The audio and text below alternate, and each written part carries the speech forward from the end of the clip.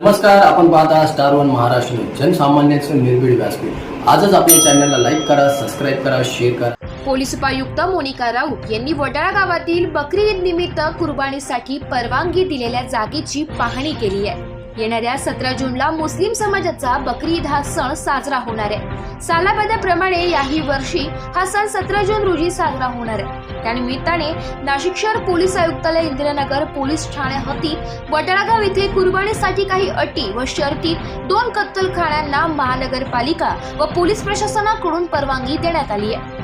वडाळा गावातील गौसिया जामा मस्जिद व न्यू उमेदी जनजीवन बहुउद्देशीय संस्था अलिशान सोसायटी या 2 ठिकाणी कुर्बानीसाठी अधिकृत परवानगी देण्यात आली आहे।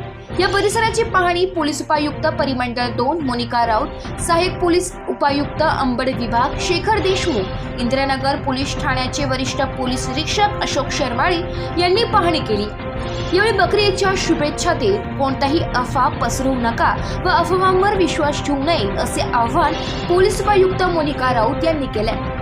यावेळी परिसरातील सामाजिक कार्यकर्ते आसिफ भाई, तंजीम खान, बाबूभाई कोकणी, मतीन खान, अन्सारी सर, अशफाक शेख आदी परिसरातील नागरिक उपस्थित होते। स्टार वन महाराष्ट्र न्यूज साठी प्रतिनिधी तबरेज शेख, नाशिक।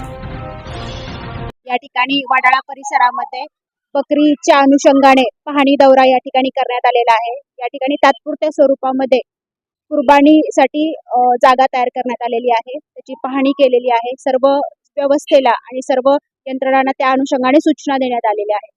सर्वांना मी बकरी ईदच्या अनुषंगाने शुभेच्छा देते आणि सर्वांना आवाहन करते की कुठल्याही प्रकारे अफवा पसरवू नका आणि अफवांवरती या ठिकाणी विश्वास ठेवू नका। इकडे वडाळा परिसरामध्ये 2 कत्तलखान्यांना परमिशन आलेली आहे।